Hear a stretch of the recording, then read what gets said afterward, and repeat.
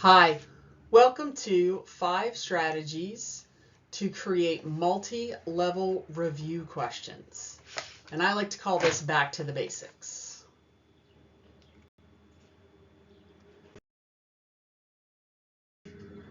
My name's Emma Carter.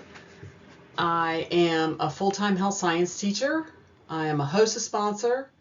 I also am a group leader for EF tours over internationally. And I'm a mom of 2 teenage boys that are playing football. I also am a small business owner. I am the CTE preceptor. So I tell you all that because I am in this with you. I understand time constraints, pulled in a lot of different directions, don't have a time to create a lot of fancy stuff. I've gone to Teachers Pay Teachers and used resources. And I just want you to know that I'm in this with you. So I'm going to be talking about basic stuff today that's very easy, helps with a stress-free review for your material. So that's why I went over that, just to let you know I am in it with you and I understand what you're going through. So let's get started.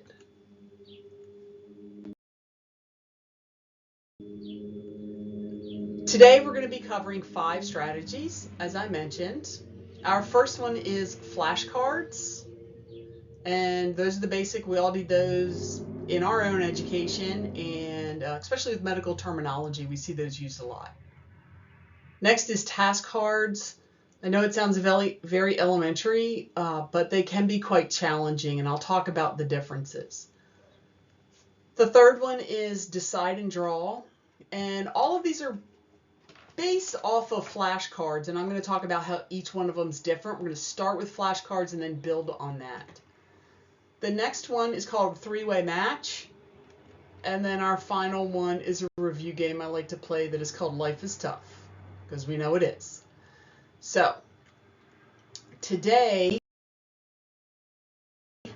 we're going to be covering easy and practical strategies you can implement immediately to create multi-step and multi-level review questions that will benefit you and your students. As I mentioned, you need to take yourself into consideration because you don't have a lot of time. You may not have a lot of materials. So I try and make it as basic as possible and as easy as possible for you, but very beneficial for your students. So the strategies may sound basic, but they will save you preparation time, which we all like, and guide your students through reviewing your course content.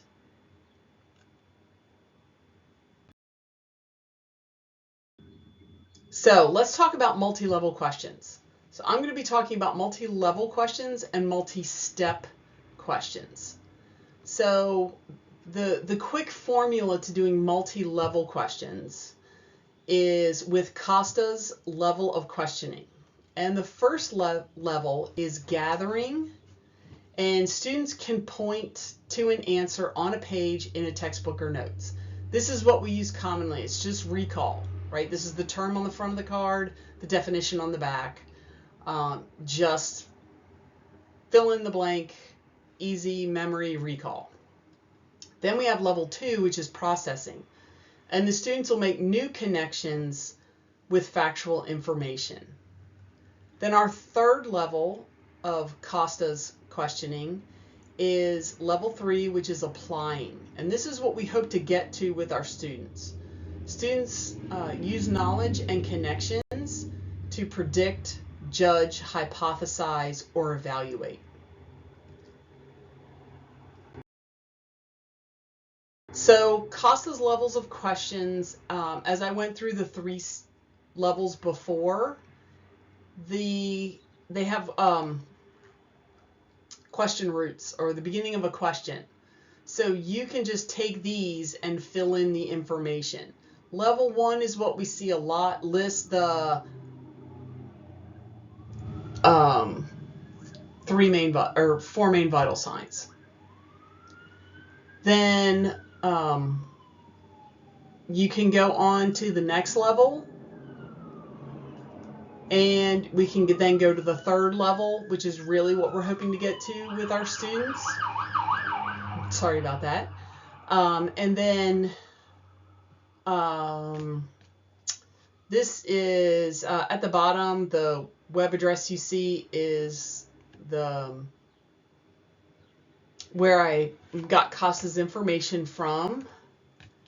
And I really like this. I got one here. Found this as I was doing my research, and I had something similar to this. Oh, I'm so sorry. At school, it says CASA's Levels of Thinking Flipbook. So let's watch a little bit of the video. CASA's Levels of Thinking Flipbook is a tool designed to create a simple way for students and teachers to increase the rigor of questions and thinking in classrooms. Be sure you Oh, I'm so sorry. have all of your materials, the 4 colored pages, a stapler, and scissors. Begin by cutting each page individually. Locate the solid black line on each page to guide your cuts.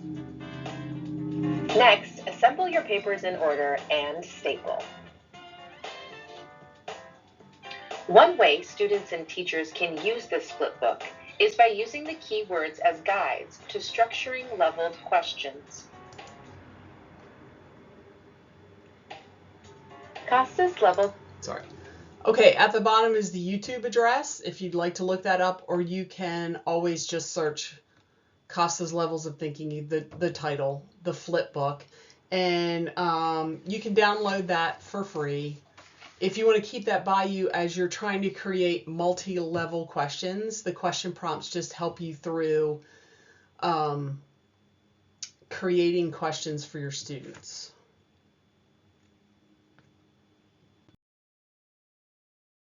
So what we're going to be covering today is on the 5 different strategies, what the strategy is, why we're using that strategy, and how to use it.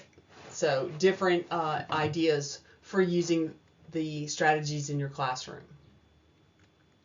And then also when to use it. When is it a good time? All right, our first one we're going to start with is flashcards. Flashcards are defined as a card containing a small amount of information and held up for students to see as a learning aid.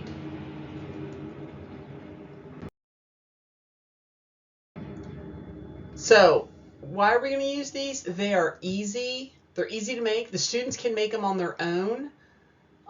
They're inexpensive. So, I can get 100 cards. I can cut them in half. Medical terminology, I let them cut them in half because there's only a word part on the front and a definition on the back. So they're inexpensive to make. They are durable. You can use them year after year if you have them in your classroom. And they can be used over and over again for different activities. You can print them in various formats. If you're printing them, I like to print them on cardstock. You can have 6 on a page, 8 on a page, all different kinds of looks to them. It's what you prefer. And then they have various uses, and that's what we're going to go over. So all the things we're going to talk about today basically build on top of a flashcard. They're similar to a flashcard, but different types of activities.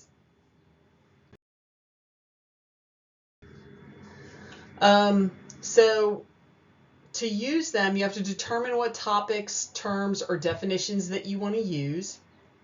You have to determine what kind of layout that you want. I usually do, how many do I have on a page? 4 on a page. I think I have 4 on a page on most of them. No, I'm sorry, not 4 on a page, 8 on a page, 4 in each column. Print format, am I going to print them double-sided where I've got the term on the front and the definition on the back? Or am I going to do them single-sided? And how am I going to store them? Because they start to add up pretty quick. My students sit in groups of 6. So I've got 6 groups of 5. And so I have to have 6 sets of all these cards.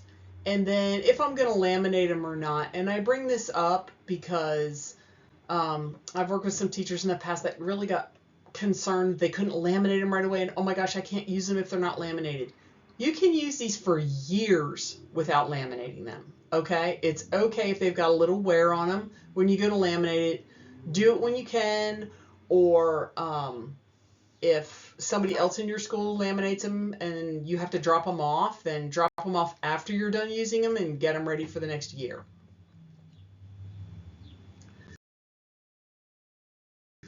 So when I talked about storage, as I said, this is back to basics. So binder clip on the ones in the upper left-hand corner, the yellow ones, could be as easy as holding them together with a binder clip, or a little more expensive, which is on the right-hand side. Somebody actually gave these to me. They weren't using them. So they're for 4x6 pictures. I think they got it at Michael's or Hobby Lobby. Use a coupon, use a teacher discount. Check your thrift stores, but I have 2 sets of these where I keep a lot of my cards. Then you have the good old pencil box.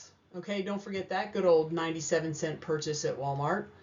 So this is also an item that, or a Ziploc. You'll see they're held together with a book ring, or you could even just store them in plastic bags, and then you can write right on the bag what it is, what lesson it is. So it does not have to be complicated. Don't let all this hold you up on using them or making flashcards. So the pencil box in the corner suggestion that I have is, as I mentioned, I have 2 boys, so they went through elementary school. You know, as teachers, we are fully prepared to go through the meet the teacher night in elementary school, and I've got to bring in this raft of supplies. And then on the way out the door, there's another list of extra supplies that they want, or they will ask for supplies throughout the year if they run out. So I thought, well, why don't high school teachers do this? So I put sticky notes all over my board the first week, asking for extra supplies. It could be an extra glue bottle. Nothing costs more than probably $1.50, what I'm asking for. So you could even ask for a pencil box, okay? And it could be used. It doesn't matter. I just needed to store flashcards with. So that's a suggestion on how to get some of these supplies so you're not paying for them.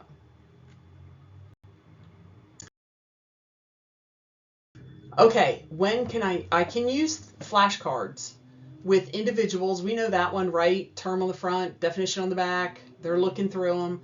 Really encourage your students to start separating the stack. We really like to study things that we know.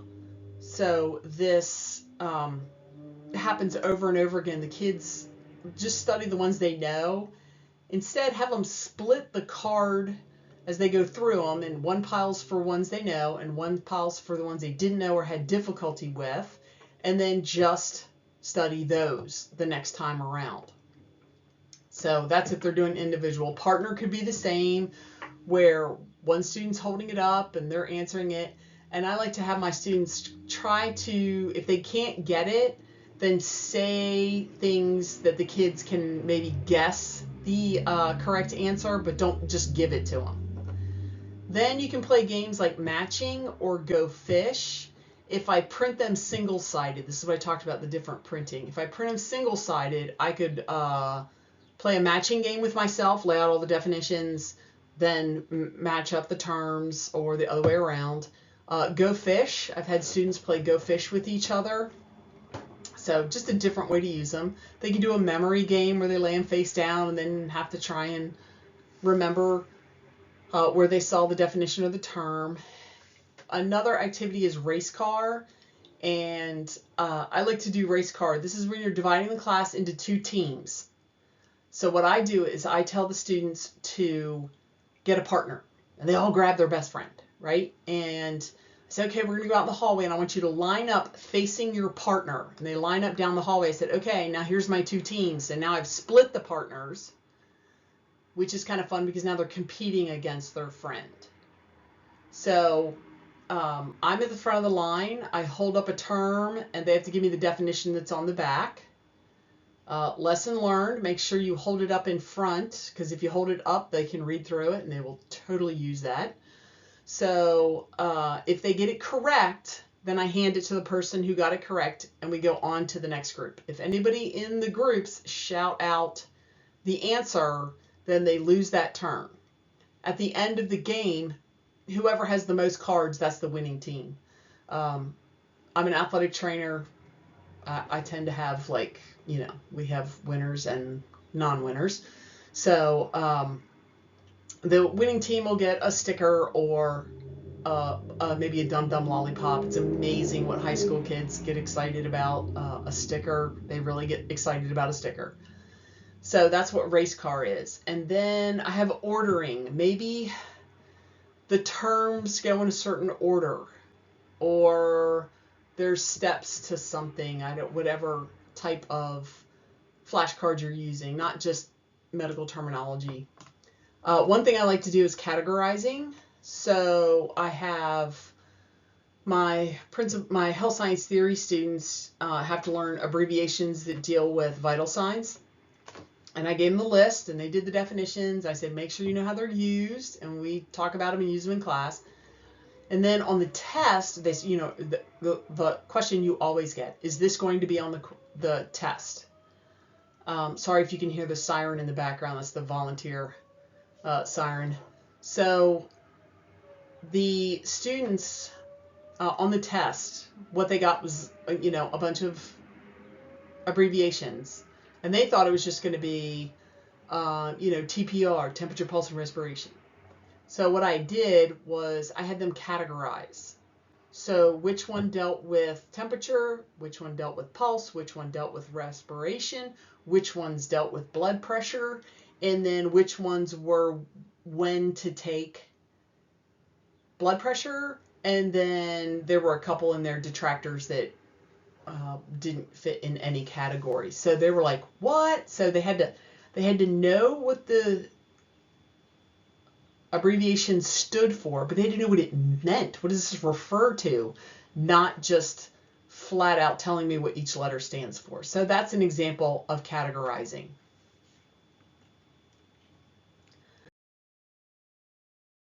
Second strategy is task cards. And this has got to be one of my favorite ones. I have task cards for every unit that I do with my Principles of Health Science class. So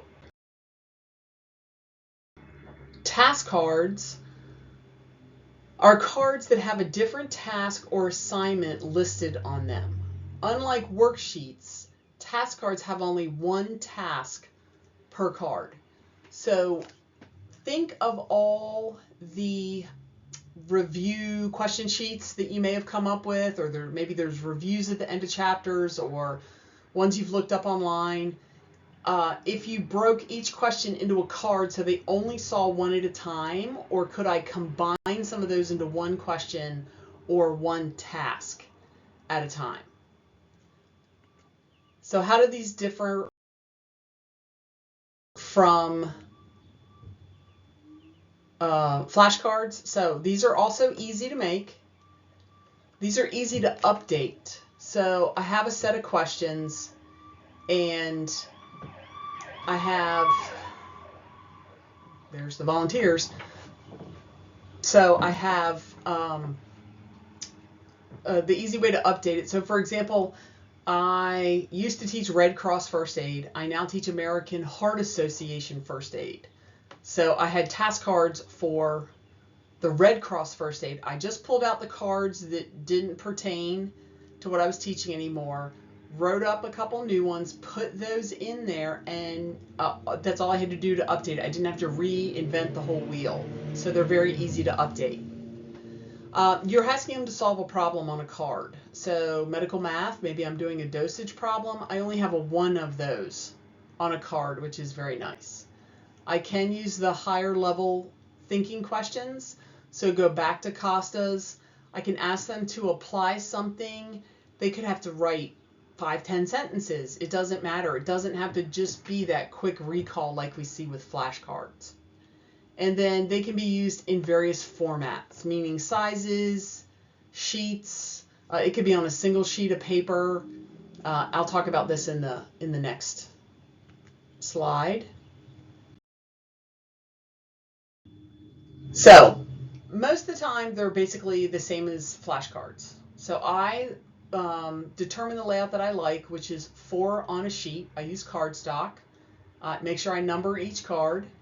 And the big difference between flashcards is that there's no answer on the back. Instantly, the kids are going to pull up that task card, read the question on the front, and go, where's the answer?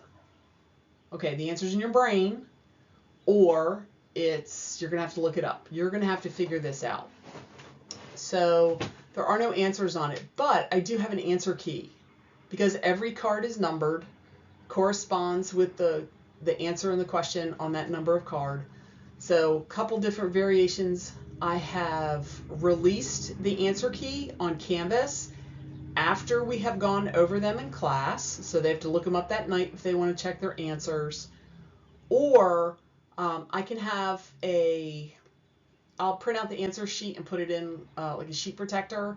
And I'll have a couple of those in the front of the room. They have to show me that they finished all the questions and then they can check their answers. I don't give them answers if they ask me, well, Miss Carter, what's this? And I don't give them the answer. I'm like, you've got to figure it out. So that's a little bit different for them. All right, so here's an example of an answer key. These are career task cards that I use with my class. And as I mentioned, I have been teaching Principles of Health Science for 18 years now.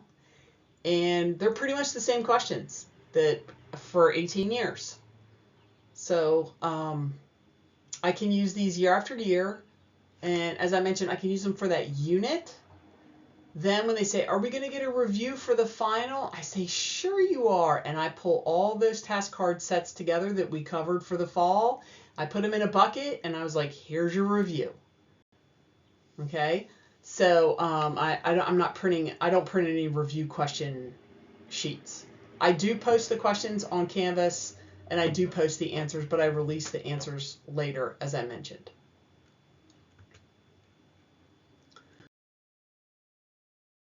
All right, so task cards you can use individually where they work on them by themselves. I tend to let them do them in groups because there might be 30, 36 cards on a ring. They can take the ring apart, pass them around their group, and because I can only look at one question at a time. So that way I only have to print per group. So I have 6 groups in my classroom, so I have 6 sets of cards. Another side tip is I always put one of those colored dot stickers. I put a color on one set, so I know all the yellows go in one set. I'm not missing any. Because, high school kids think they're funny, they're cute, they like to mix up your card decks, but once they see that they're all color-coded, then they kind of leave them alone. So put that sticker, or maybe you got some fun stickers that are all the same, and you can put those on the back, or print different colored sets might be an idea. I tend to really print mine all on white because that's what I have the most of and access to.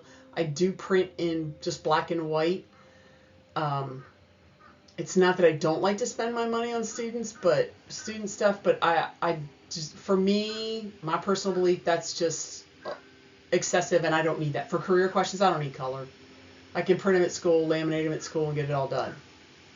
You can do a card format, or a couple times, like when we went to the dreaded COVID, and we couldn't work in groups, so we just put them on slides, made a PowerPoint presentation out of them, set it on a timer, and the kids had a certain time, and I would just let it run.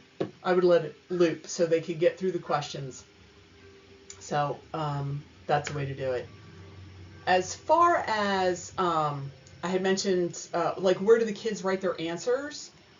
There's usually a printed out sheet, or you can make a grid sheet for them. But I have students do an interactive notebook, so they already have paper. So I save out 2 pages in their table of contents for all the task cards that we do, and then they can write the answers in their notebook.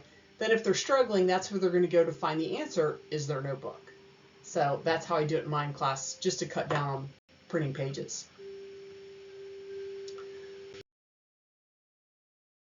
Okay, our third one is decide and draw. So this is one of my favorite review games that I have with my students. So Decide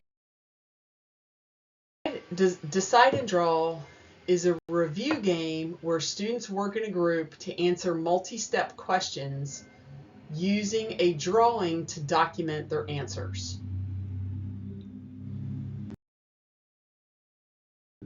So there are multi-step questions, meaning there are 2 to 3 things that they have to figure out in the question, and there's speed involved. I like to put my questions on a timer, so they have 45 seconds per question. I have a 47-minute class period, and that's going to be important that you know that as we continue to talk about this review. It encourages them to work in groups. They start assigning, I'm so sorry about all the sirens you hear in the background. They have to work in groups. They start assigning tasks. It's a nice way. I use this in the about second week of school, that first couple days when you've done all the procedures and setup and all that. Now they get to work in groups and start to meet each other. I use this with health science theory. Hang on, we'll let that pass.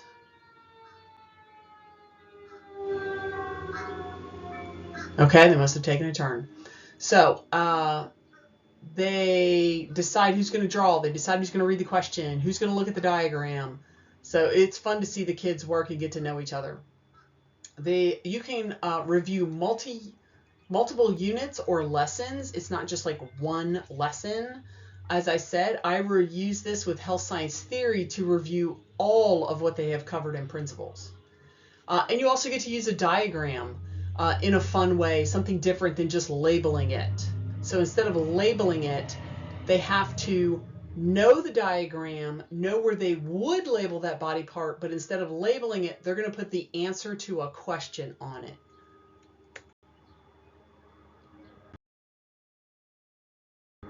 I do have a picture of it later, so hang in there. You're going to use a large diagram. The questions have 2 or more steps. As I mentioned, I put them on slides instead of cards, and I put it on a timer, so they have to get through it. In a 47-minute class period, I can get through 20 questions and have time to go over the answers and really get to review the information and pull it in and ask them some more questions.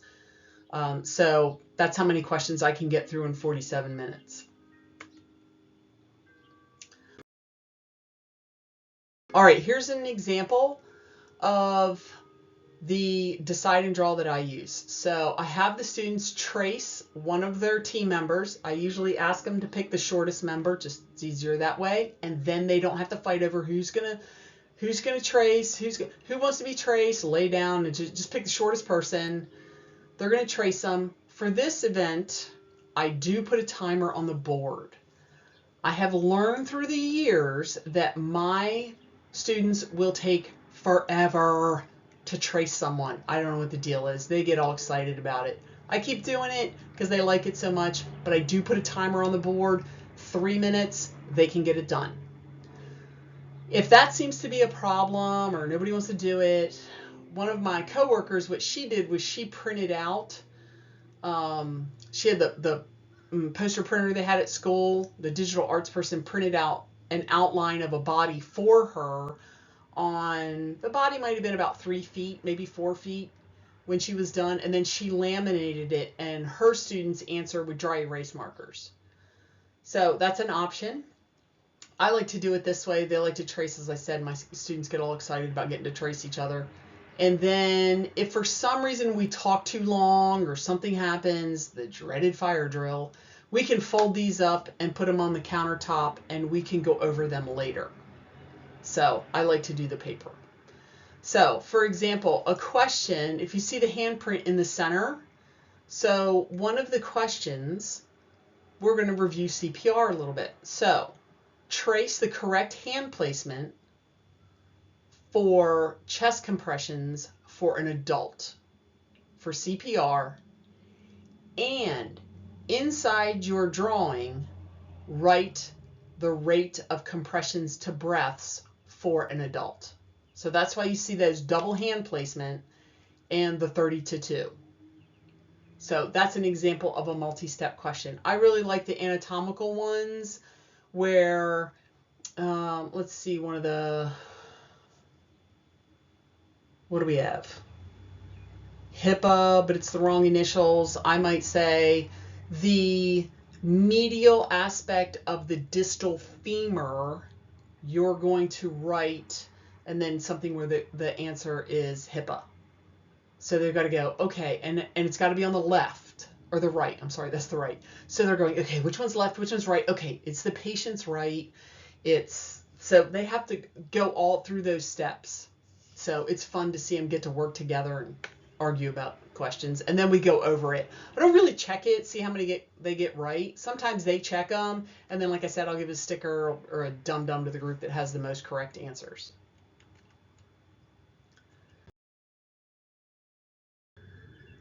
So, as I mentioned earlier, I use this when I review principles of health science material with health science theory.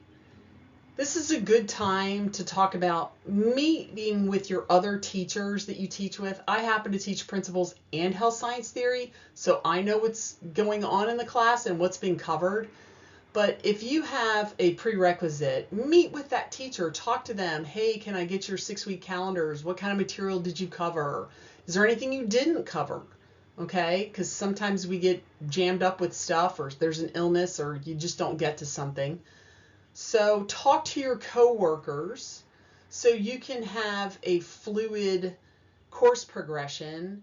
And also, I teach principles of health science and health science theory.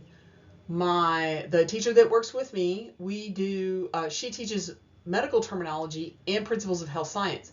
She knows what I'm doing in health science theory. I know what she's doing in medical terminology, because we don't want to overlap. We don't want to do the same activities. Oh my gosh, that's really cool to build a model of a lung, but that's what she planned to do in medical terminology, or she's not going to do it. Okay, so I'll put it in to principles.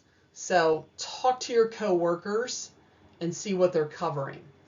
You could also think of any diagram you could think of. We're starting medical assisting at my school as a senior level class, and I was like, okay, well, we could draw the different colored test tubes for the draw.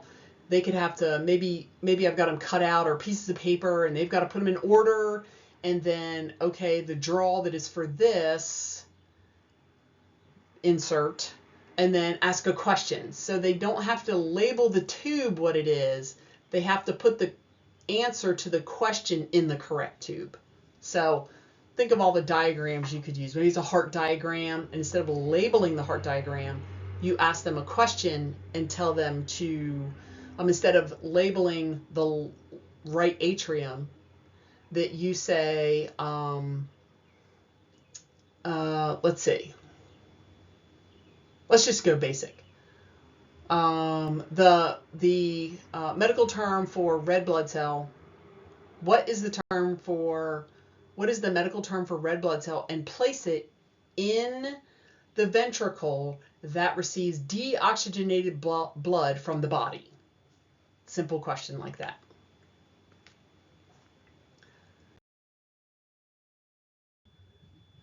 The next strategy number 4, is a 3-way match. This is very similar to flashcards. So the matching 3 items instead of 2 related to one topic.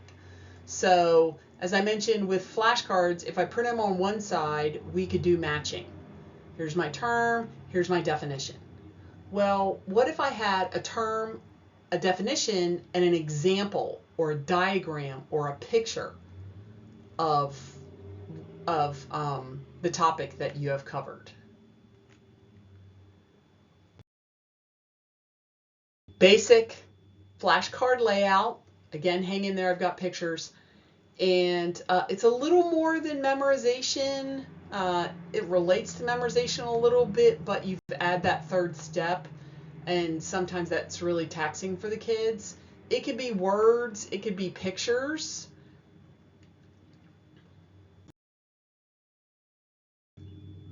So I do flashcard size, a little smaller.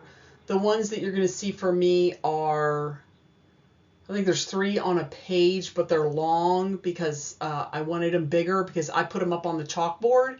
But if I wanted individual groups of students to do it, then I may print them smaller.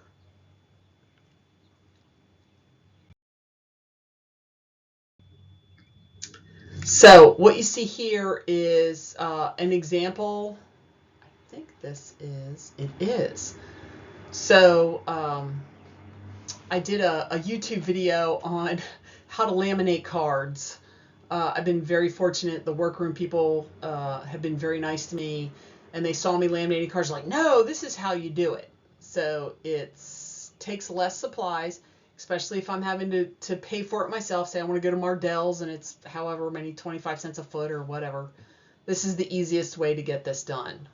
Woo! Sorry, it's a little fast. So you feed them in one at a time and they're a little staggered. So I got all my cards done in a short amount of time.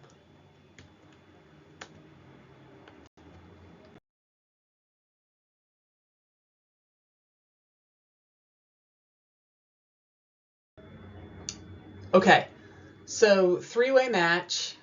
The ones that you saw in the video were actually for cultural diversity. So it was a term, a definition, and then an example. So I would have matriarchal family, where it is the woman or oldest daughter is the head of the household. Really couldn't find a good example, so I had lions. So lions are matriarchal. So that was the example. You could have them do categorizing. Again, as I mentioned, maybe I've got categories across the chalkboard and they've got to put them up in a 3-way match. They could also do ordering. And I have diseases with pictures. So for medical terminology, we would do the disease, the description, and then we had a picture of it. And especially with integumentary system, skin lesions. And then they had to match them up 3 across.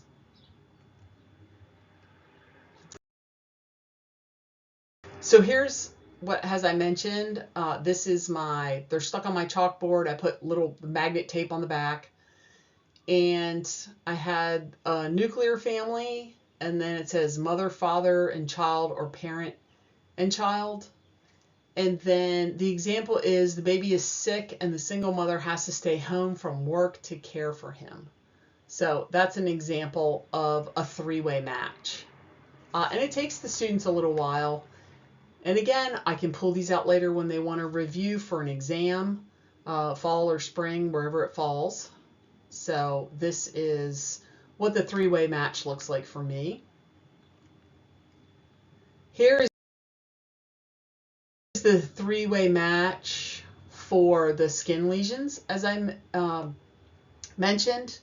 So they're not correct, so please don't look for it being correct. I was just laying out the card. So we have the term, a definition, and then a picture of what it would look like.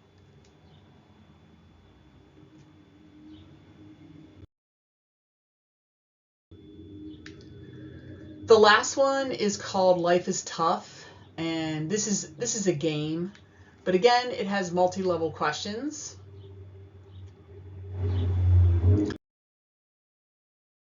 It's a review game of chance where students work in groups to answer high-level questions with multiple steps.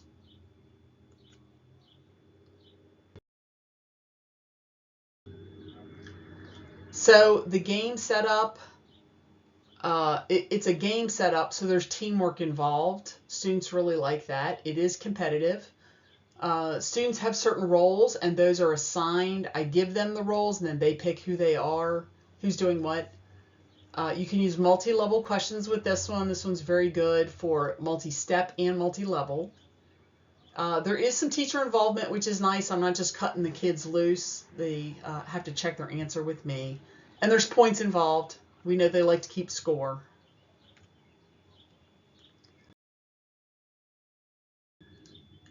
So again, multi-step, multi-level questions. I place them on slides, and I put a blank one in between, and I have an example of that after the explanation.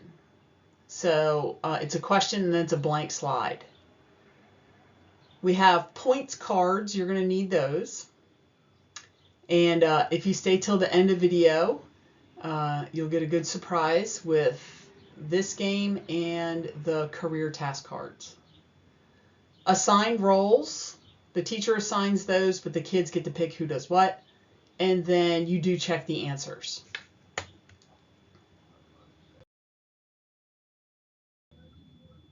So here's an example. I got a blank slide. Question comes up. The question comes up. They only have a certain time. List and explain the 4 main vital signs.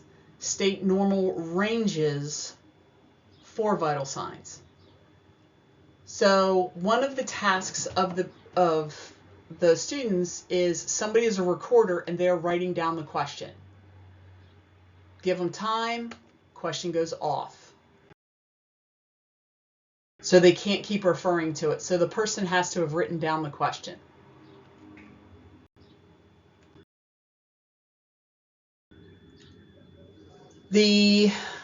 There's endless possibilities to this, the questions they could use.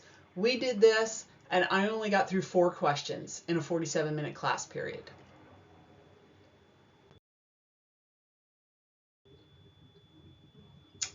Okay, so what happens with the game is that there are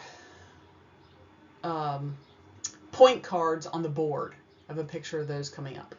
So there are point cards on the board. The students have written down the question. They take it back to their group. They have to write, the same person who wrote the question has to write the answer that the group comes up with, and then you have a runner who runs the question up to me. I like to move around a little bit, so I'm not always standing by the same group. Maybe I'll try and position myself in the center of the classroom or the center of the groups. And then the students run the question up to you, and you say yes or no. So on that particular question where it said list the 4 vital signs, they get that.